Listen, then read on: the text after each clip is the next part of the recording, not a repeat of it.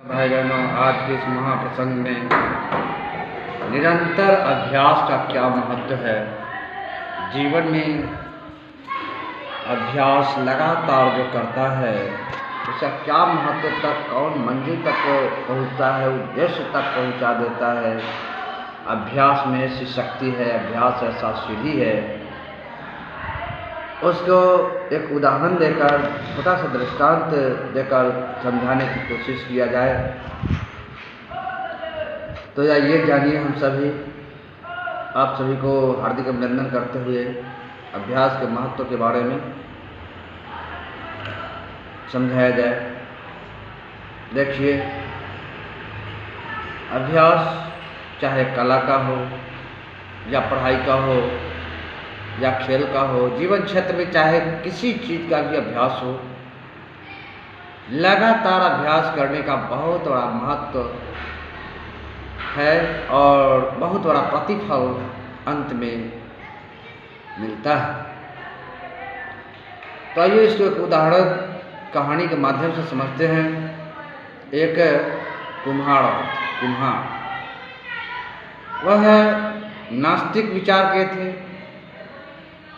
वे किसी देवी देवता, भगवान इत्यादि इत्यादि को कुछ नहीं मानते थे। वह कहते थे कि जो मैं देखता हूँ उसी को मैं समझता हूँ, मानता हूँ, बाद बाकी ऐसा कुछ नहीं है। तो उनको एक धर्म प्रेमी सज्जनों से मुलाकात हो गई। उन्होंने कहा कि देखो भाई, यदि कुछ भी तुम नहीं कर सको तो एक काम तुम जरूर करना, यदि चाहो तो। क्या बोलिए? तो किसी व्यक्ति को तुम नित्य प्रति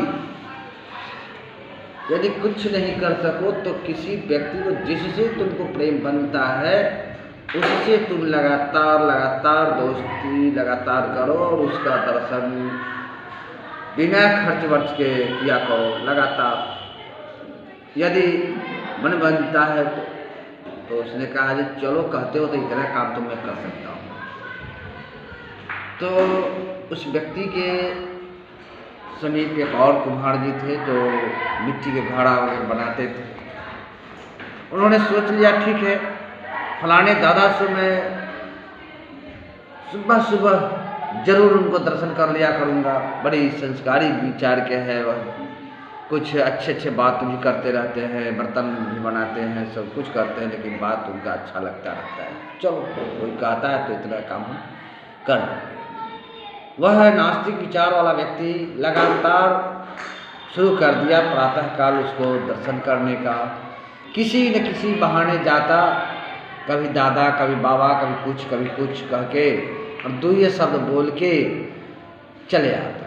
यही प्रतिदिन लगातार का कार्यक्रम उसका बन गया। निरंतर अभ्यास करने लग गया। समय के बीतता गया। कुछ एक दो दिनों के लिए वह बूढ़ा सरकार चले गए रिश्तेदार में। फिर यह सुबह उठा और उस बूढ़े के पास पहुंचा। चाचा कहाँ है, बाबा कहाँ है? कहते हुए लोगों ने कहा कि आज तो बाबा नहीं है। मन में बड़ी खोट होता है, कहता है जो आज तो हम दादा को दर्शन नहीं करने पाए, बड़ा खोटी बात है, कैसे होगा, क्या होगा। मन में चंचलता बना रहा, उनको मन में चंचलता बना रहा। फिर सुबह होकर आए तो इसको रात्रि में ही आ गए थे, शाम में ही आ गए थे, इनको मालूम नहीं चला। सुबह जैसे मिलने गए थे तो मिलने से पहले वो दादाजी चले गए थे मिट्टी लाने, घड़ा बनाने के लिए मिट्टी लाने चले गए थे। संजोग कुछ और ही भगवान का मर्जी होना था। तो वह बूढ़ा सरकार जो मिट्टी खंड रहे थे उसमें एक सोने की गागर बूढ़ा सरकार को प्राप्त होता है। मिट्टी खंडने के क्रम में एकदम सुबह कोई कुछ है नहीं, ओनली एक बूढ़ा सरकार है और कुछ नहीं है।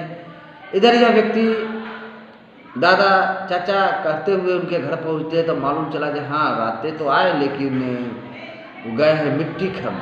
उनको कई दिनों से नहीं देख रहे थे, मन में बेचैनी था। सीधे कह दिया जहाँ वो मिट्टी खंड है उस रास्ते को पूछ कर तेजी से जा रहे थे उनको दर्शन कर, मात्र दर्शन। दूर से ही उनका नाम पुकारते हैं, फलाने बाबा फलाने बाबा। तो दूर से ही दौड़ तेजी से जाते जाते थोड़ा सा दूरी पर ही देख लेते हैं जहाँ बाबा खंडहर मिट्टी, और कहते हैं कि आ गया बाबा, प्रणाम पाती करता है, कहते आ गए बाबा, हाँ आ गए। अब इसमें दो घटना घटता है। प्रथम जो गागर जो मिलता है, सो दादाजी जो है सो उस गागर को कपड़े में गमछे में छुपाते हैं, और ये जो है से व्यक्ति केवल गागर को नहीं देखकर केवल उस व्यक्ति को ही देखते हैं। और बूढ़ा सरकार कहते हैं कि आवा नहीं इधर, तो कहता ना दादाजी जो देखना था वो हम देख लिए, जो देखना था वो हम देख लिए। इस बात को लगातार रिपीट कर रहे थे, लगातार बोलते जा रहे थे। दादा को शंका बढ़ रहा था कि हो न हो सके ये गागर नहीं तो देख लिया, लोगों को उछाल कर देगा, लोगों को जना देगा, परेशानी में डाल देगा। इसलिए उसको करीब बुलाकर कहा, जे आपने क्या देखा बुआ, क्या देखा है? कहा जे दादा हम आपको देख लिया। कहा जे आपको देख लिया, फिर क्या? बूढ़ा सरकार को ये दिमाग में आ रहा था कि हो सकता है छुपा रहा है, अभी जाकर जैसे फिर भी बोल देगा तो झंझट, बड़ी मुसीबत कहीं आ जाए। इसलिए उन्होंने बूढ़ा ने कहा कि देखो बेटा, सच्चाई तो यह है कि गागर मिला है और इसमें जो है से ढक कर रखो। चलो इस गागर को चुप्पे से दोनों जैसे दादा पोता ले चलते हैं घर पर, और आधे पूजा पाठ करेंगे। उसमें से जो भी लक्ष्मी माता की जो भी प्रसाद होगा तो मैं भी ले लूँगा और आप भी ले लेना, मेरे घर पर विसर्जन हो भाई। इस दृष्टांत को कहते हुए विद्वानों ने कहा, गुरु महाराजों ने कहा कि देखो, जीवन में लगातार अभ्यास का बड़ा महत्व होता है। वह व्यक्ति लगातार दृढ़ संकल्पित होकर उस व्यक्ति का दर्शन ही किया मात्र, तो लगातार कार्य करने का बहुत बड़ा प्रतिफल निकल कर आया कि माता लक्ष्मी की द्वारा दी गई महाप्रसाद जो भी था, रकम जो भी था, सर्फियाँ, वह प्राप्ति होता है, जबकि वह व्यक्ति सोचा भी नहीं था। आज तक जितना भी विद्वान हुए हैं, कवि शास्त्र बने हैं, या जो भी चरम सीमा पर पहुँचे उद्देश्य की प्राप्ति जिन लोगों ने भी किया है, वह सबका एक ही मात्र कारण है, मन की एकाग्रता के साथ लगातार निरंतर अभ्यास करना। चाहे वह गुरु भक्त आरुणि ही क्यों न हो, महाभारत के एकलव्य ही क्यों न हो, या देखते गांव घर में भी छोटे छोटे कला संस्कृति के कार्यक्रम सीखने वाले नन्हे से बालक बिना मतलब के डांस करते, बिना मतलब के गीत गाते, जिस कार्य में रुचि है उस कार्य के प्रति रुचि रुझान के साथ निरंतर लगातार अभ्यास करते करते वह एक दिन महाकलाकार बनता है, एक दिन महाकलाकार महाविद्वान बनता है। और जिसको इलाज पेशा में, जिसको शल्य चिकित्सा में रुचि लग गया, वह एक दिन कुछ अभ्यास करता है, कुछ पढ़ाई करता है, धीरे धीरे वह भी एक दिन कलाकार, वह भी एक दिन डॉक्टर तैयार होता है। जिसको जो रुचि लगता है, रुचि के आधार से कार्य करना और कार्य में निरंतर लगातार अथक परिश्रम करना, रंग चाहता है कार्य में, जीवन के उद्देश्य को पूरा करता है, जीवन की दशा को बदलता है। इसलिए जीवन में अभ्यास की बड़ी महत्व है। इन्हीं चंद शब्दों के साथ वाणी को विराम दे रहा। लगातार अभ्यास जरूर किया जाए किसी भी कार्य में।